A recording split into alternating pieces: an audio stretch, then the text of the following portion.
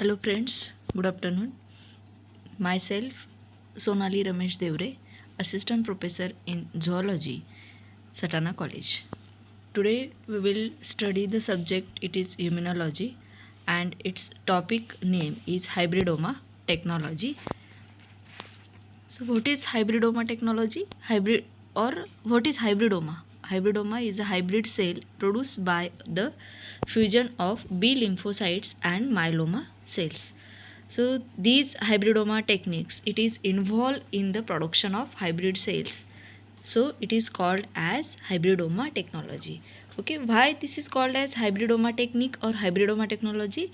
Because this technique, it is involved in the production of hybrid cells, or it is the clonal cells. Okay, so this hybridoma technology is well established method to produce the monoclonal antibodies specific to antigens of interest.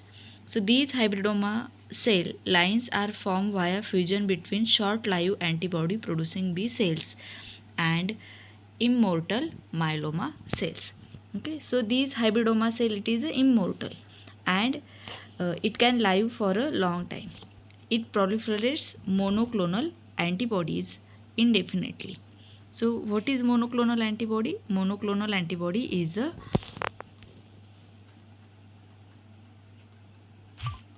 homogeneous clone of antibodies derived from a single cell or its progeny.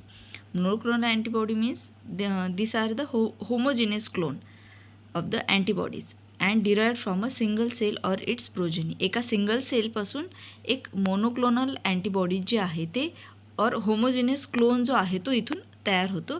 So these monoclonal antibodies these antibody against a specific epitope, so it is called as monoclonal antibody, and these monoclonal antibody body are made by identical human cells that are all clones of a unique parents. Okay, so what is the production of monoclonal antibody? So these monoclonal antibody develop a technique to produce an antibody specific against an epitope from a hybrid cell that grow continuously. Okay, so what is the principle of hybridoma technology? The hybridoma technology, the normal B lymphocyte produce antibody of a single specificity but can't grow indefinitely.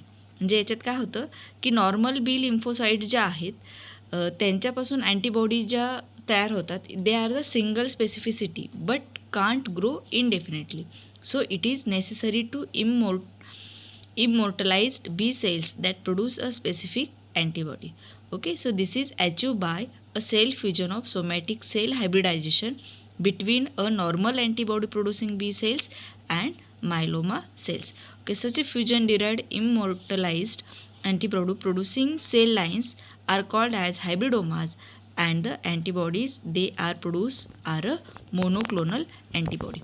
Okay की आता ह्या फिगरमध्ये काय दिसतं आपल्याला की Mouse आहे, immunisation दिलं आहे त्याला, म्हणजे एक अँटीजिन इंजेक्ट केला आहे. ओके, अँड तो अँटीजिन जे आहे त्या अँटीजिनला किंवा त्या माऊसला काय केलं आहे, बी सेल्स आणि myeloma cells both are fused. Okay, आणि एका कल्चर मीडियममध्ये, सिलेक्टिव्ह मीडियममध्ये ते काय केलं, कल्चर केलं, फ्यूज केलं. म्हणजे स्प्लिन सेल्स असतील किंवा त्यातला मायलोमा सेल्स आहेत. ओके, आणि त्याच्यापासून हायब्रिडोमा जे आहे ते फॉर्म झालं आणि त्याच्यानंतर हॅट सिलेक्शन केलं. हॅट सिलेक्शनमध्ये मग काय झालं की त्याच्या सिलेक्शन केल्यानंतर हायब्रिड सेल्स तयार झाल्या. ओके, त्याच्यानंतर अनफ्यूज्ड लिम्फोसाइट्स तयार झाल्या as well as unfused myeloma cells are produce.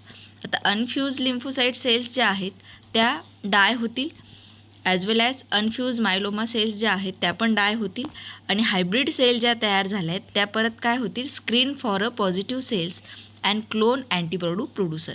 म्हणजे त्या हायब्रिड सेल्सपासून काय तयार होईल, अँटीबॉडीचे क्लोन जे आहेत ते तयार होतील अँड देन रिक्लोन अँटीबॉडी प्रोड्युसर. आणि मग नंतर काय होईल की propagation of the selected clones. त्याच्यामध्ये मग इन व्हिट्रो आणि इन व्हिवो ह्या दोन याच्यामध्ये काय केलं जातं, इन व्हिट्रोमध्ये पण आणि इन व्हिओमध्ये अँटीबॉडी ज्या आहेत, मोनोक्लोनल अँटीबॉडी ज्या आहेत त्या तयार केल्या जातात. इन व्हिवोमध्ये काय होतं की इंजेक्ट म्हणजे माऊसला आपण इंजेक्ट करून मग आपण ते त्याच्यापासून अँटीबॉडी क्लोन करू शकतो. आणि propagation of a selected clone that means in vitro means एका मीडियममध्ये आपण त्याला ते कल्चर तयार करू आणि मग तिथून अँटीबॉडी जे आहेत ते फॉर्म करू.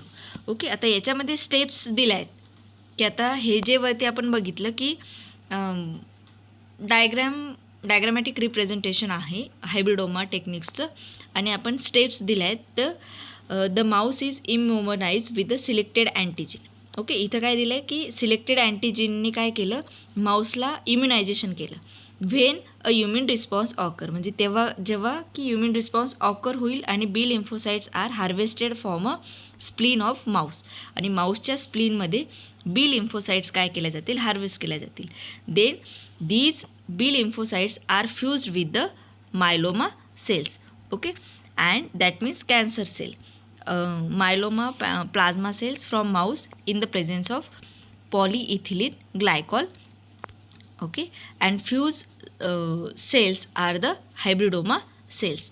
Okay, so these steps याच्यामध्ये काय दिलं आहे की fuse cells are grown in a selective cell culture. Selective cell कल्चरमध्ये आपण काय केलं की फ्यूज सेल्स ग्रो केल्या. In this medium neither B lymphocytes nor the myeloma cells can be survive. एकतर बी लिम्फोसाइट्स सर्वाईव्ह करू बी लिम्फोसाइट्स पण survive करणार नाही आणि मायलोमा सेल्स पण सर्वाईव्ह करणार नाही. Okay, so surviving the hybrid cells are screen to obtain a cell that express antibody of desired specificity. Okay, and then okay, selection of clone choice दिले याच्यात. From antibody screening hybridomas, pure clone must be screened for desired antibody specificity, but there are some clones which produce antibody of unwanted specificities. It is ELISA and RIA techniques. ELISA means immunosorbent assay and RIA means radioimmunoassay techniques are used for screening which clone is producing desired antibodies. Okay, आता इथे hat selection दिले, जीनोटाईप दिला आहे, sale type दिला आहे. Okay, and then application of monoclonal antibody. Monoclonal antibody किंवा hybridoma techniques.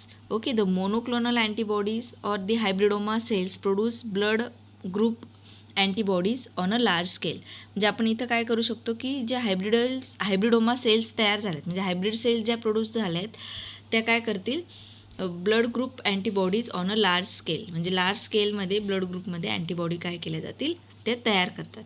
Then phenotypic differences between B lymphocytes and T lymphocytes can be identified. आता ह्या हायब्रिडोमा टेक्निक्स थ्रू आपण काय करू शकतो की ज्या बी लिम्फोसाइट्स आणि टी लिम्फोसाइट्समधला जो डिफरन्स आहे तो डिफरन्स पण आपण फिनोटायपिकली आपण इथं आयडेंटिफाईड ह्या टेक्निकने करू शकतो. देन एखादी ट्यूमर सेल आहे आणि त्या ट्यूमर सेल्सचं जर आपल्याला ओरिजिन ट्रेस करायचं असेल म्हणजे कुठल्या ठिकाणी ह्या ट्यूमर सेल्स तयार झाल्यात किंवा त्याचं ओरिजिन आहे तर त्या आपण ह्या हायब्रिडोमा टेक्निक्सने ट्रेस करू शकतो. Then again next application it helps to locate the cancerous tissue. Cancerous tissue जे आहेत ते पण आपण लोकेट करू शकतो ह्या टेक्निक्सने. Then the function of immune system can be studied. त्याच्यानंतर अँटीजेन्स कॅन बी प्युरिफाईड म्हणजे चांगल्या प्रकारचे अँटीजेन जे आहेत ते आपण ह्या टेक्निकने प्युरिफाईड करू शकतो. देन व्हेरियस इन्फेक्टिव्ह एजंट्स जे आहेत अँटीजेनिक डिटर्मिनंटने आपण आयडेंटिफाईड करू शकतो म्हणजे कुठले एजंटने आपल्याला इथं इन्फेक्ट केलं आहे. Okay, then again these monoclonal और hybrid cells are used in the diagnosis for the infectious disease such as gonorrhoea.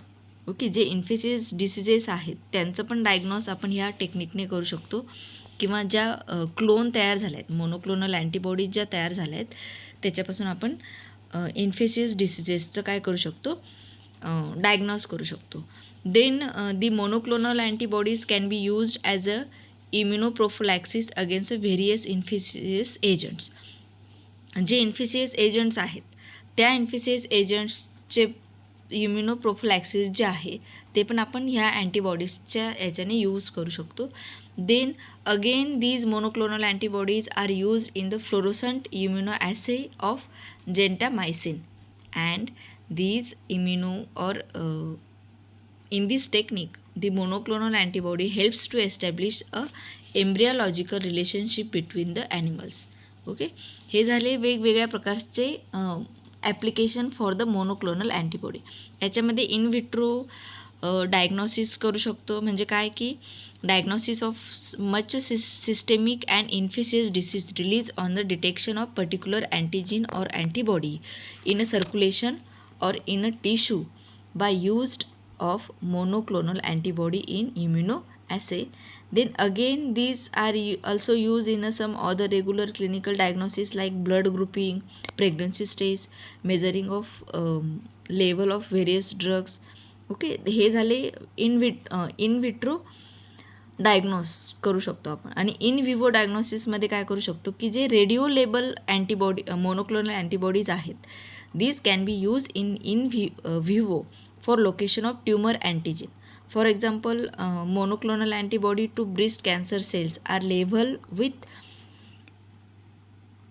I-131 and introduced into the blood to detect the spread of tumor. म्हणजे इथे काय करू शकतो की in विवोमध्ये जे breast cancer cells आहेत की ज्या मोनोक्लोनल अँटीबॉडीजपासून तयार होतात, की ते एका ब्लडमध्ये आपण इंट्रोड्यूस करून, म्हणजे ज्याला ब्रेस्ट कॅन्सर असेल त्याच्या ब्लडमध्ये आपण हे जे अँटीबॉडीज आहेत मोनोक्लोनल अँटीबॉडी ते इंट्रोड्यूस करून त्याच्यापासून आपण ट्युमर्सचं स्प्रेडिंग जे आहे ते आपण इथे डिटेक्ट करू शकतो. ओके, अँड थेरपीसाठी यूज करायचं म्हटलं किंवा ॲप्लिकेशन असेल मोनोक्लोनल अँटीबॉडीचं, तर जे काही these monoclonal antibody or hybridoma technique, it helps to identify a MHC gene. It is major histocompatible complex gene and the microorganisms are identified in a clinical diagnosis. जर एखाद्या डिसिजेसचा आपल्याला क्लिनिकल डायग्नोस करायचं असेल तर ते क्लिनिकल डायग्नोस आपल्या कुठल्या micro ऑर्गॅनिझम्सचं infection झालं आहे, ओके, त्याचं पण आपण डायग्नोस जे आहे ते आपण ह्या मोनोक्लोनल अँटीबॉडीपासून किंवा हायब्रिडोमा टेक्निक्सपासून यूज करू शकतो. Okay, thank you.